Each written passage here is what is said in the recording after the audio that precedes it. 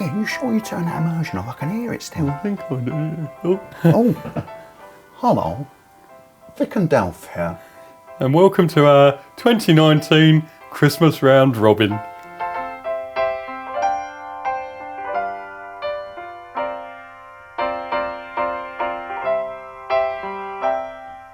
And what a year it's been. Well, do you know, Vic and I are massive fans of Barbara Dixon, aren't we?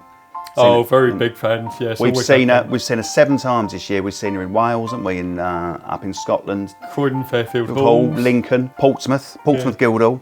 We actually saw her in IKEA in Milton Keynes, actually, but obviously wasn't a concert. She was buying clippets. We're such fervent fans. She always invites him for a drink after the show. Yeah, always have a drink. Yeah. In that dressing room, she had DVDs, several of them, exercise bike, backgammon board, peanuts, rack of lamb. Yeah. I looked round and it was wall-to-wall flowers. Yes. Bottles of bubbles everywhere. You know, well-wishers, cards, heart balloons, all that. She came over to Delph and she took my Delph's hand and she said, "Do you know what, Delph? I'll give this all up in a snap to get rid of my IBS."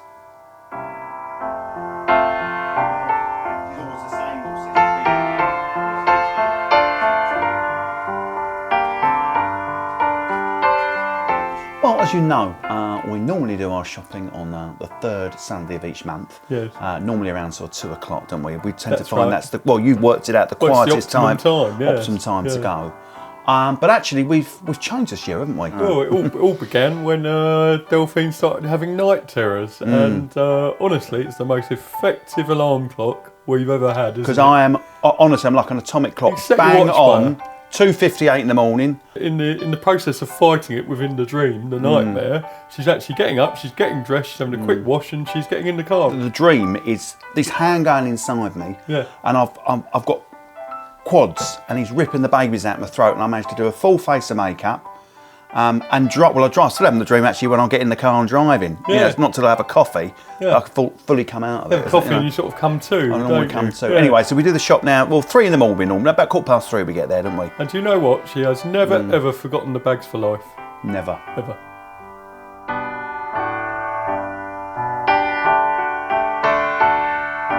And of course, in April this year, I lost my Boots Advantage card. You know, confiscated. Well, yes.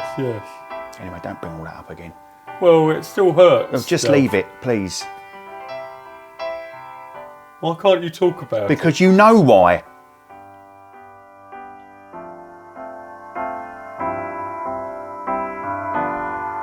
And of course, a very special thing that happened this year was we welcomed a new member of our family, didn't we? Yeah, we did. We fostered a dog, didn't we? Yeah, we fostered a dog from a local rescue centre. They take damaged, broken, mentally deficient dogs, unstable dogs, generally unpleasant, physically or mentally. But he got on very well with me, didn't he? I mean, we formed a very close bond. He was a model canine.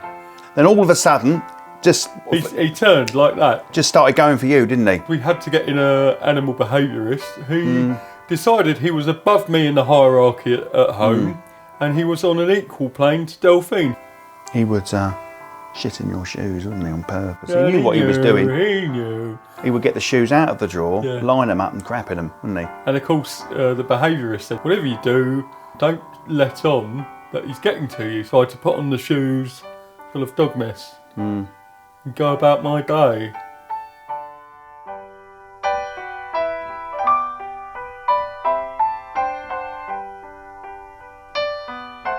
Those of you who know us well know that Christmas is traditionally quite a difficult time for Delphine, isn't it?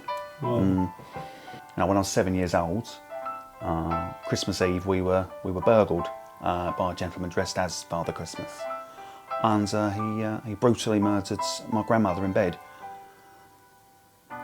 So, because she was down for the Christmas break. Well, I say she used to come and stay with us she'd stay from firework night until Pancake Day, Shrove Tuesday the following year. And God bless my mum and dad. They were strong people. Yeah. Strong people. They said, we want to keep your day as normal as possible.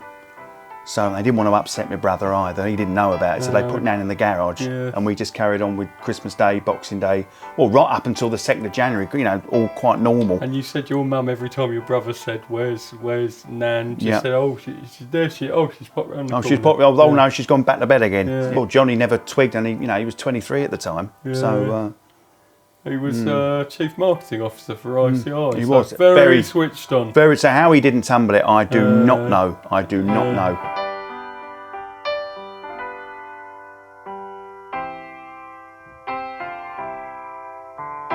As you know, I'm still working on my memoirs, A Child Called Shit. And as part of that, we've been doing a lot of healing, haven't we? Together. Yes. Yeah. And we've been working with our therapist. Dr. Ng has suggested we do something quite radical, hasn't he? Yes. Which is to embrace some of the more painful parts of our past. And of course, you know, one of the most painful chapters of my past was my 24-year marriage to Myra.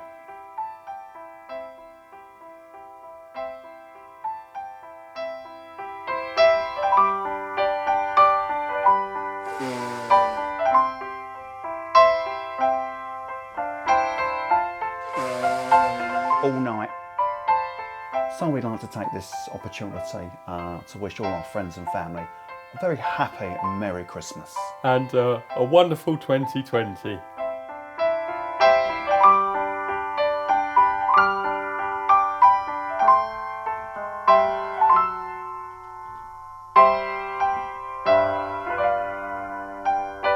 Ow, Myra. Ow, Myra. Ouch, Myra. Ow, Myra.